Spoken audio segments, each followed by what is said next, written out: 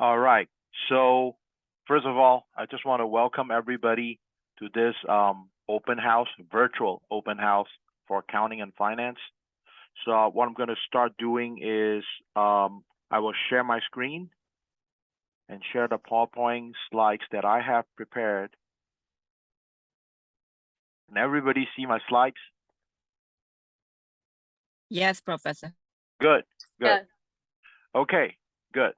So as I said, welcome to this virtual open house where I'm excited, or we are excited that you guys are able to join us. So let me introduce myself. Most of you should know me. If you are a current student here in accounting and finance, you guys should know me. My name is Alex, and I'm the department chair of the accounting and finance department, and I'm also a professor of finance. So my field is finance. That's my contact email address. That's my phone number in the office. My office is located in Building 38, Room 108 on the main campus in Van Ness. So this is what we're going to go through. I'm going to give you a brief overview of what School of Business and Public Administration, SBPA, is. And I'll talk about the specific programs in our department. And then I'll talk about a potentially new graduate program. I'll mention that in a little bit. I'll get into more details in a bit. And then I'll also tell you why UDC and why you want to choose accounting and or finance as your major or as your program. And I'll give you some scholarship information and internships information as well. And then after that, I'll get into the Q&A. So if you have questions in the meantime or during my presentation, feel free to raise your hand and see if I can answer those questions, okay? So most of you know the School of Business and Public Administration is divided into two departments for the most part. So there is the Department of Accounting and Finance, which is where I manage the department. So any course that is accounting, economics, or finance will be under this department. And then there's also another department, the Department of Business Management. So anything outside of this accounting, econ, finance would be under that department. For example, business management, MIS, marketing, public management, B-law, those would be under that department. Under that department, they have basically two programs. The BS in Hospitality and Tourism Management, that's a 2+2 in conjunction or in collaboration with the community college, UDC Community College. So they spend 2 years in the community college, and then they spend the last 2 years here at School of Business. And then the other program is the BBA in Business Management. And there is also, you can choose to concentrate in either MIS, marketing, and or lit. I'll talk more about lit later. Also, you can also choose to not to concentrate. In other words, you're a BBA in Business Management general. There's no concentration. You can also choose to do that. And then at the graduate level from School of Business, currently that we offer is the MBA, the Master of Business Administration. Okay, so it's a 36 credit hour program. Typically, student complete in around 3 semesters, up to 2 years, of course. I mean, you can do as slow as you want. If you want to do one course, you take 12 semesters, whatever you want to do. But there are 12 courses that you need to do to complete the MBA. So the programs in our department, currently we have the BBA in accounting, which requires 124 credits. And you can also, there's also the BBA in finance, which is 121 credits to complete. A lot of students do double majoring. So either your accounting major double majoring in finance or finance double majoring in accounting. You can do that. If you do that, we combine some of the courses and count them twice, so to speak. So in order to do a double major, you typically take 9 to 15 credits more beyond your regular program, and you will get your double major. In other words, you get 2 diploma actually at the end of the day. When you graduate, you'll receive 2 diplomas, one in the BBA in finance and one in BBA in accounting. I mentioned about the LIT. LIT is short for Logistics and International Trade concentration. So it's a concentration that any student, any major can concentrate, okay, regardless of whether are you School of Business or not. Even if you're from CAS or engineering, you can also choose to concentrate in lit, and I'll talk more about lit. Lit is four more courses or 12 more credits basically. And again, if you're a business student, to actually concentrate in lit, it's actually about 2 more courses. Okay, because some of the courses we double counted, so to speak, double dip. Okay, the program highlight I want to highlight here. Obviously, there are a lot of things within that, but the key here I want to bring it up is that we're very much into experiential learning. So that would include the VITA Clinic, some of you know about it, the internships, the field trips, the study abroad, and then some of you might know probably about the simulations. Okay, so that's one of our highlight in the program. So let's talk a little bit about the lit. So basically, it's a 4-course requirement. So you have one required course, which is the BGMT 313, and then you choose 3 from the following of the 9 of those courses down there, of the 9 courses listed. And notice if you're in the BBA program, you notice that some of the courses are actually part of your required course anyway, so will allow you to double dip. For example, if you're a finance major, you will have to take BGMT 311 and you would have to take Finance 318. So those 2 courses are already part of your program. So in order to get your lit, you just need to take 2 more courses, which is that required course 313 and then 1 other course, and that's all it is. Okay, and I just want to bring it up to you guys. And one more thing I mentioned to you is open to all majors, any major, right? I mentioned that. I want to highlight the BGMT 395. So it's study abroad. It's a relatively new course, and we either typically go to China or the United Kingdom. And yes, we did go to the United Kingdom this past summer in July. Okay, so let's talk about it. We actually went over to the United Kingdom, more specifically Nottingham, England. The university we went, the host school is Nottingham Trent University. It's about 2.5 hours north of London. We spent 15 days over there. Okay, this past summer, we have 6 participants, 6 students went on the trip. For them, the costs are fully covered by the NSF grant that we have.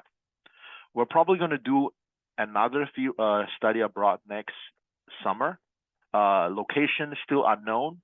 Ideally, we would want to go to China, but I don't know about what's the foreign policy right now. I mean, right now it's not open.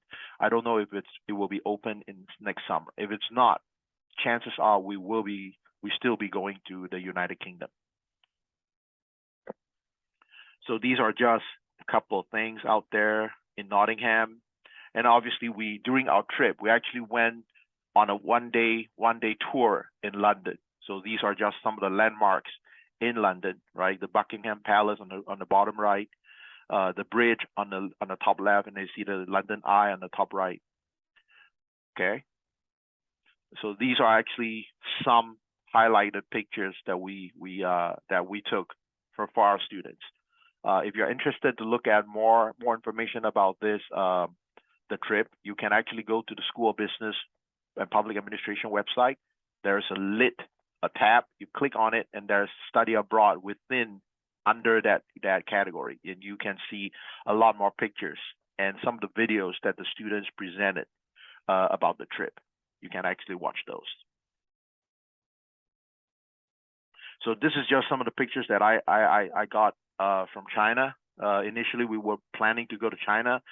We are really excited to go, but apparently because of COVID, we weren't able to go. So hopefully next year they will open up and we will go. And if we go to China, the plan is to stay in Beijing for about 20 days or 25 days actually, and then 3 to 4 days in Shanghai.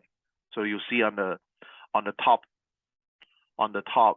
left, you'll see the Shanghai, and actually the bottom right will be also Shanghai. You can see the very the landmark, the Pearl Tower, I believe is that pink thing on the bottom right. You can see that also in the horizon on the top left picture. On the right, obviously you see the Great Wall, and then that's Beijing.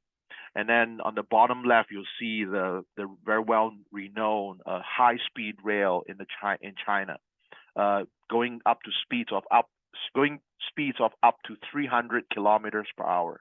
That's really fast. So from Beijing to Shanghai, it takes less than 4 hours to go from Beijing to Shanghai. Okay. If this trip becomes a reality next summer, we'll definitely be taking the rail, high-speed rail, and stuff like that. Okay. I also want to bring to your attention a certificate program that we have. It's called the Certificate in Sustainable FinTech and Cleantech. So it's a 3-course requirement. And this is a certificate, so it doesn't go into your transcript. At the end of when you complete the requirements, you will receive a certificate signed by the Dean of the School of Business and Public Administration. Okay. So again, these 3 courses, 1 required courses, and there are 2 elective, as we call it. You can choose 2 out of the 3 courses from below. And if you complete those 9 credits, you will receive the certificate. Okay. So as I mentioned earlier, we will be launching a new master's degree in accounting. Okay, we will launch it officially in fall of 2023. Okay, so this is a 30 credit hour program. So it's 30 credits. So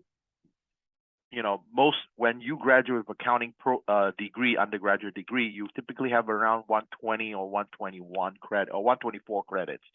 So in order to apply for the CPA license, you need the 150.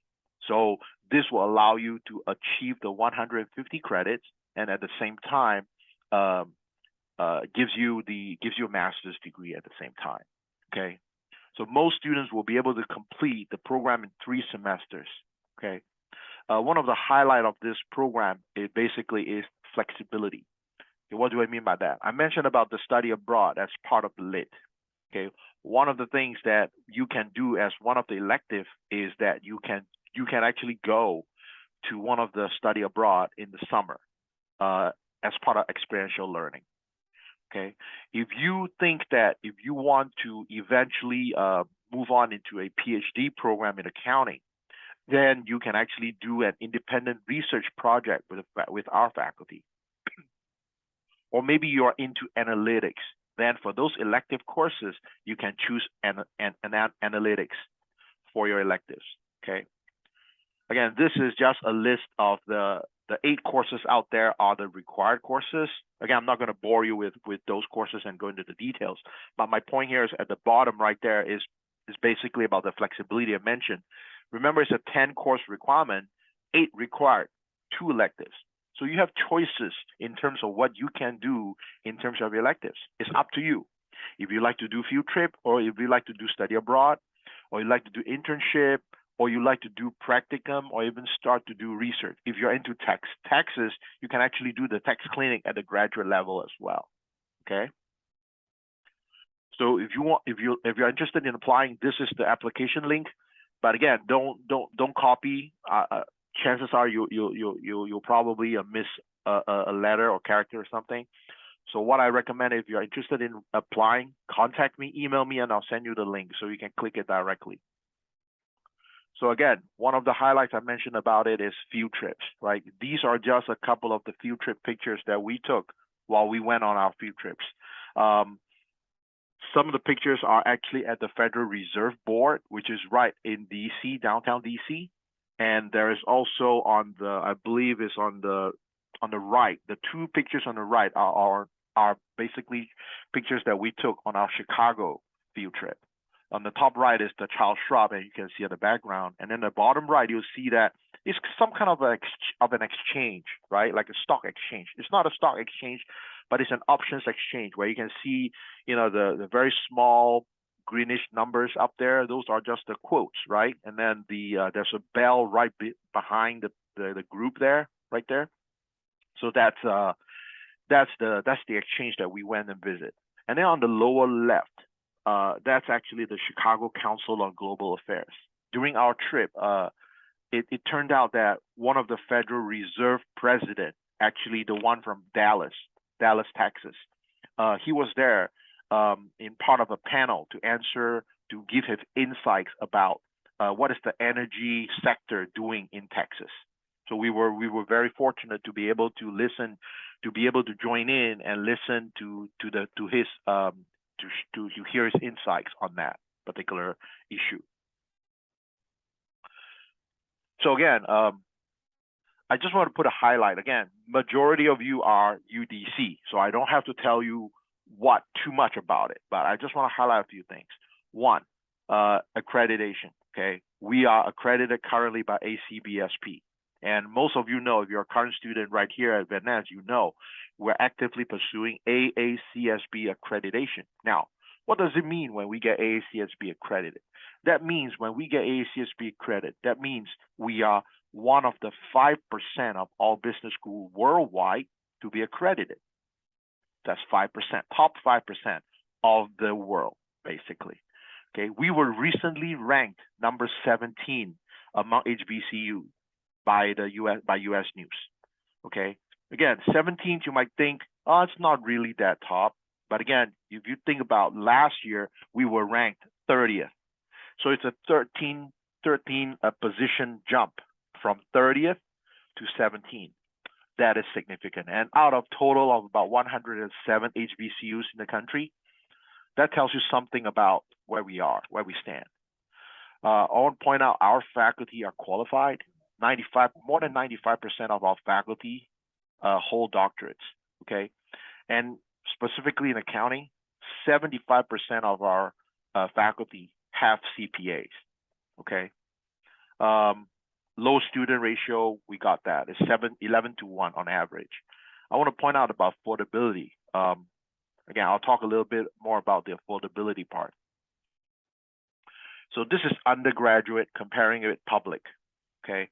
So if you are a DC resident, or if you are a DC resident, so you would pay $8,636 to come to UDC. Now, if you are a DC Metro, so if you live within Maryland and Virginia and within a proximity if you are Prince George's County, Montgomery County, Fairfax County, then you qualify for DC Metro, and that's the case. You're paying $9,836. Now, let's say, for example, if you are from Maryland, right, and you come to UDC and you pay $9,836. If you're in Maryland, if you go to UMBC, which is University of Maryland, Baltimore County, you actually pay $12,000. Again, as an in-state resident in Maryland going to UMBC, you actually pay $12,000. Over here, you're paying at UDC less than 10 grand per year. Okay, and if you're comparing with UM College Park, obviously we're just about $1,000 less than them. And let's say if you're from Virginia and you're looking at Virginia Commonwealth, in-state tuition is $14,710. So that's almost $5,000 difference if you choose to come to UDC and pay DC Metro rates. There's no, and then on the right you'll see the non-resident and the out-of-state tuition. There's no comparison. We are significantly less. Again, our cost is $17,000 plus. The lowest or the closest competitor is $27,662. So that's about $10 grand a year. And of course, if you compare with the $36,000, that's about almost 20 grand a year. Okay, that's when you compare with public. So let's look at the graduate side. So if you're interested in, let's say, coming to UDC for your MBA or your master's in accounting program. So if you're a DC resident, right, you pay about $10,100, a little more than $10,000 per year as a DC resident. And again, if you are from Maryland or Virginia, you're paying DC, what we call Metro rate. So if you pay Metro, you're only paying $11,300. So that's about $1,000 more than you are a DC resident, right? But when you compare with the two other schools, when you actually pay in-state, if you are a Virginia resident going to George Mason, you're actually paying about 15 grand as an in-state resident. And if you choose to come to UDC, you only pay 11,000. And again, it's even more costly when you go to UM College Park, where in-state you actually pay 25 grand. Okay, so we are definitely less than half probably I want to say about only 40% of what they're charging, basically. Okay. And if we compare again, bring it out of the DMV area and bring it up to the other places, right? Obviously, I listed George Mason and College Park there just for comparison. But if we look at Penn State Harrisburg, right, 2 states away from us, Maryland and then Pennsylvania, for in-state they are paying for out of state they're paying $24,922, whereas for if you look at North Florida, for example, it's about 32,000, and then Virginia Commonwealth is about 29. For us, remember, it's out of state. That means if you are a non-resident, so you're coming in from another state other than Virginia and Maryland, and you come to UDC, you only pay $18,000. So again, it's at least $8,000 or $6,000 cheaper than the closest competitor in terms of affordability. So that's why UDC. So then why finance or accounting? Again, first of all, it's always in demand, right? It's always in demand. We cannot really guarantee your job, right? There's no guarantee, but statistics have shown that our graduates are very well placed. Either they get a job or they continue on to go to grad school. Okay. And again, don't have the misconception about, oh, I'm accounting or finance major, I have to work in accounting or finance in the industry. No, not necessarily, right? You can be working in a variety of industry. You can be working as a financial analyst for Nike, or you can be working in the accounting department of Walmart, right? Those are not in the financial or accounting industry, right? They're all across the board. You're working in the functional area of those companies. So again, don't be misled by thinking that you have to be working in those industry only, restricted. No, you're not. Everywhere, basically. One highlight I want to point out is our undergraduate accounting program has been endorsed by the IMA, which is the Institute of Management Accountants. Okay, what does that mean? First of all, we are the first university in DC to be endorsed by the IMA. And we are the third HBCU nationwide to be endorsed. Okay, so in other words, if you think about it, a lot of people compare us with Howard. Yeah, we are endorsed definitely before Howard. Okay, we actually third one. So the first two were Morgan State and Florida A&M, respectively. So they are first and second. We are the third HBCU to be endorsed. So I mentioned earlier about good placements of our graduates, right? They go, a lot of them go on to work at KPMG, EY, Deloitte, PwC. Those are the accounting firms. We have also graduates working for the DC government as well. And of course, some graduates, they don't necessarily want to work immediately, right? They sometimes choose to go to grad school. Our graduates have gone on to Cornell, UC Davis, American, GW, etc. So again, it's not just about work, getting a job.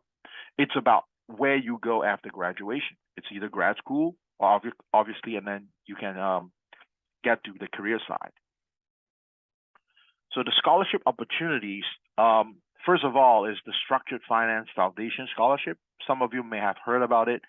It's awarded once a year to 2 students, and each award is $10,000. It will be the funds will be disbursed over 2 semesters. So fall 5,000, spring 5,000. Okay, and these applications are typically open in the spring semester for the next academic year. Okay, so you apply in the spring, I'll say spring of 2023, right? So the money will be distributed in the fall of 2023 and spring of 2024. Okay. And the other scholarship I want to point out is, I highlighted it, is what we call the Don Bean Scholarship. Okay. This scholarship is now open for application and is for spring 2023. The deadline is December 31st. Okay. And this is only restricted to accounting and finance majors only. Okay. And it's up to $3,000 per semester through 2024 through fall of 2024. Okay, if you're interested, shoot me an email. Let me know, and I'll provide. I'll share more information about the application process. Okay, we have already given scholarships for the past 2 semesters already, including this fall. We did. Has been so far about $100,000 of scholarships has been dispersed for this particular scholarship. Okay. The next scholarship I want to talk about is the CMA Student Scholarship. So this is a scholarship that is issued by the CMA or by the IMA, the Institute of Management Accountants. What does that means? So the IMA is the one that will allow you to take the CMA exam, the Certified Management Accountant exam. So getting this scholarship will cover your exam fee, the entrance fee, and it covers student membership for up to 3 years. And it will also provide you with the test preparation software, either Wiley or Glean. Okay, so this scholarship, it's currently open right now. So this scholarship is currently open. If you're an accounting or finance major, you should have received an email from me about this scholarship. And if you're interested in applying for this scholarship, shoot me an email. If you are not at UDC right now, feel free to shoot me an email. Oh, one more thing I forgot to mention. If you are not a current UDC student or not a current Van Ness student, you can still apply for the Don Dean Scholarship. The only requirement is that in the spring, you must be at the Van Ness campus majoring in accounting or finance. That's the only requirement, okay? Also, last but not least, we also have School of Business and Public Administration scholarships available, and it's typically open during the spring semester also. So it will be, all these will be listed under a scholarship page where you can apply the list, okay?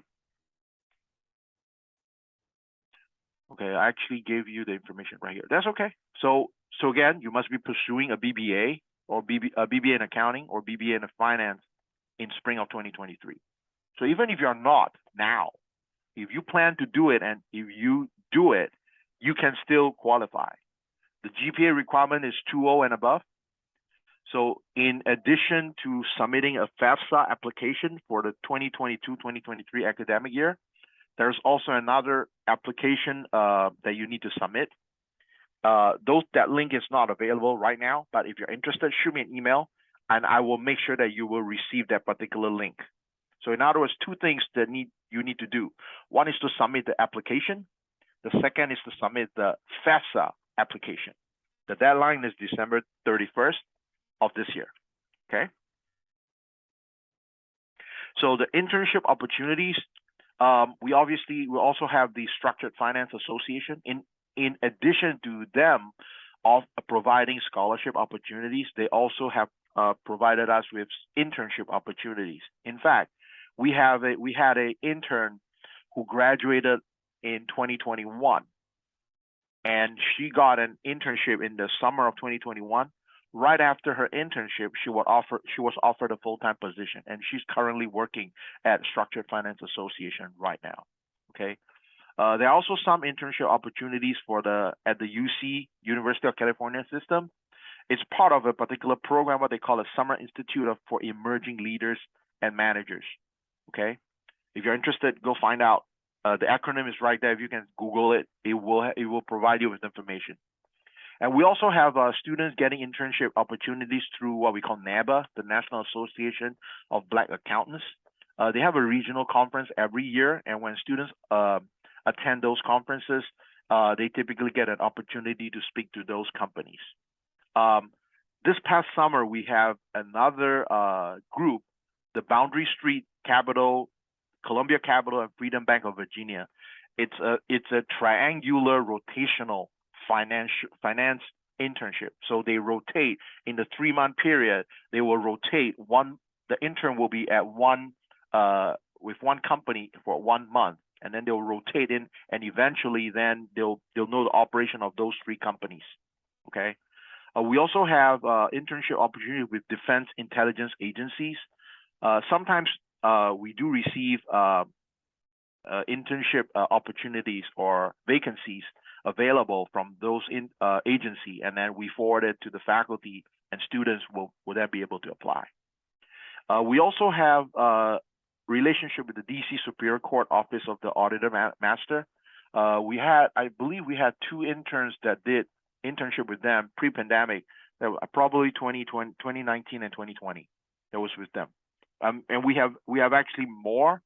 We're actually working with the accounting firms to have the students. We have to have the firms come to our campus to host an event to get our students to know them better, and then eventually, that will lead to internship or full-time opportunities as well. Okay, so that concludes my presentation. That's my email. But again, if you want to email, if you are registered for this event, you should have received an email from me, so you should have my email address. So I'm going to stop sharing my screen, and I'm going to open up for Q&A. Any questions? No, I don't have any questions. This is Angel, by the way, and this was very informative, and I really appreciate the opportunity and your sharing. Sure. Anyone else have any questions for you guys? Will there be any scholarships for international students? Specifically, is it for undergrad or grad? Undergrad.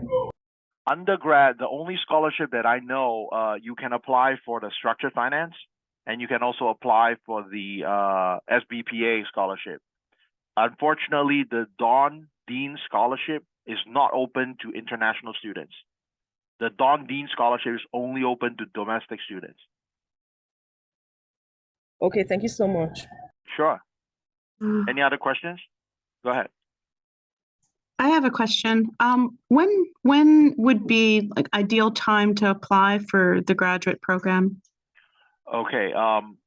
The graduate program, as you know, if you're interested in the graduate program, you probably notice that if you search at UDC, you won't see the information about the graduate program. The reason being, the program hasn't been approved by the provost office yet, or the CAO office yet. Now, in order for a program to be approved, it has to go through a bunch of levels, right? It has gone through 6 levels already. So six signatures has been received. We just need the final 2 signatures. One is the provost office, and one is the board of trustee. So those 2 haven't been signed yet. The reason for that is that because we're going through AACSB accreditation, and during accreditation, there should not be any new programs to be implemented. So the provost office is holding the signing of that AACSB. And for some of you who know, AACSB will be here next week. So immediately after AACSB leaves, when they leave immediately, I will send the provost office a reminder for them to go ahead and to sign it and move the thing forward. So at the end of the day, if you could wait a little bit till December, I should have a more clear picture about the signing. Right now, if you ask me, I cannot guarantee you, but everything looks very positive that the program will be approved, because the hard work has been done already. The most difficult part to get it approved, I've already got it approved. Now it's just the last 2 things, which is supposedly to be the easier ones to be signed. That shouldn't be any issue. But again, I can't guarantee it until someone signs it. But I'm very positive that it will be approved. Okay. If you're interested to talk a little more, I'm happy to talk to you in private. Let's get into the details about, because not everybody is interested in the graduate program. But if you are, we can definitely talk in more details about how to go about doing this. Okay. And again, the application for fall admission will be in April. The deadline is April. So obviously, the earlier you apply, the better. But again, if you're concerned about whether the approval of the program, then I suggest you wait till December and contact me, and we can talk about it. Does that make sense?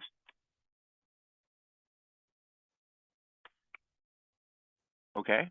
Any other questions? Thank Yes. you, thank you. I appreciate that. Sure, of course. Any other questions? Any other questions from you guys? Okay, so let me stop recording.